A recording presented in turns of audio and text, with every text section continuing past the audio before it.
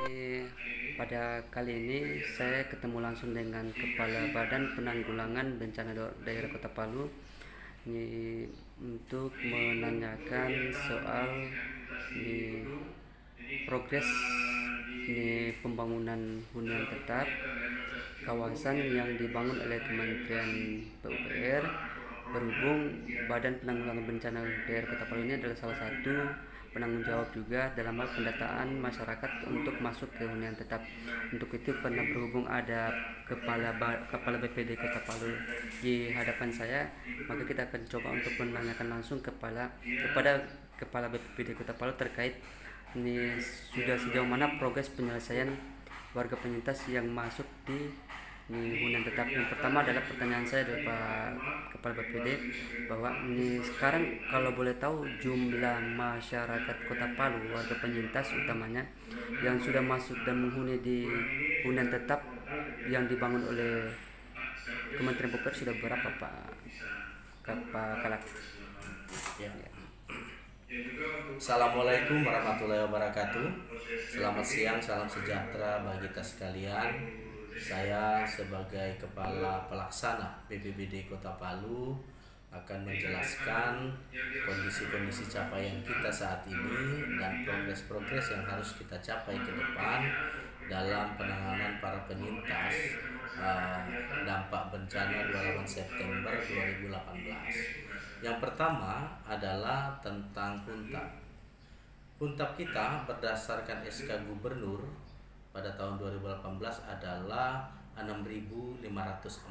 Itu yang disebut dengan relokasi masyarakat yang terkena bencana, terutama dari kawasan zona-zona merah, yaitu kawasan likuifaksi Petobo, Balaroa, demikian juga kawasan-kawasan pantai yang dinyatakan sebagai zona merah untuk direlokasikan kepada lokasi-lokasi penetapan gubernur atau penlok, itu supaya lebih aman dalam menjalani kehidupan. Nah, capaian kita sekarang yang sudah dibangun dan sudah dihunikan itu adalah 2067. Nah, sisanya sekarang kurang lebih kita harus membangun lagi 3.700 kurang lebih, sehingga inilah yang akan direlokasi ke Tondo 2 sebanyak 1.933. Begitu juga di Talise, Huntap Talise itu 1.004.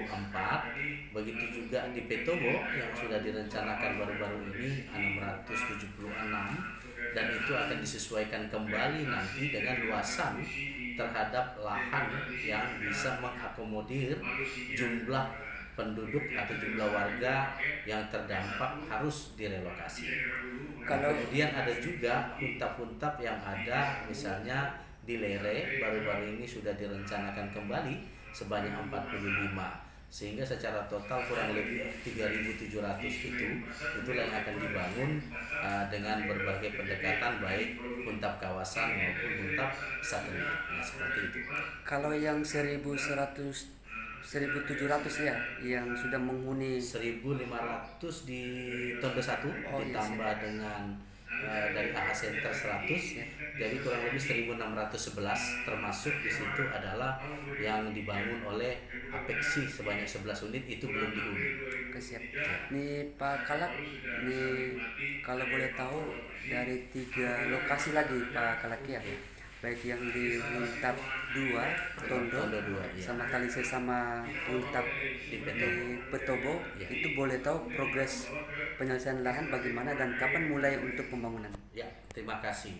Jadi Huntap Tondo 2 itu masih ada penyelesaian tentang land acquisition-nya, dan itu sudah kita koordinasikan baik dengan PUPR, dengan BPN maupun dengan pihak-pihak lainnya termasuk warga masyarakat setempat, supaya semua dapat mendukung dan semua dapat memberikan support dalam pembangunannya dalam waktu dekat, sesuai dengan arahan Wakil Presiden bahwa kita harus selesaikan semua persoalan-persoalan lahan, terutama di Tondo 2 itu dengan win-win solusi dengan berbagai pihak, sehingga Bank Dunia telah melihat kita layak untuk melakukan progres seperti itu.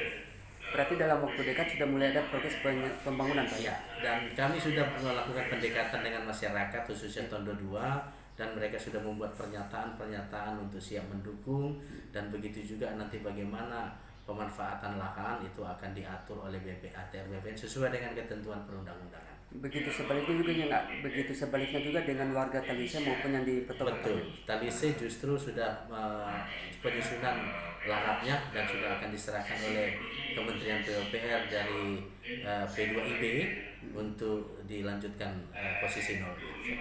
Kalau untuk mungkin ada penyampaian khusus kepada masyarakat Kota Palu, khususnya warga penyintas yang sampai saat ini belum menempati hunian tetap, mungkin ada penyampaian khusus, Pak? Ya, memang kita harus akui berdasarkan Kepres 10 tahun 2018 kita harus menyelesaikan ini dalam 2 tahun.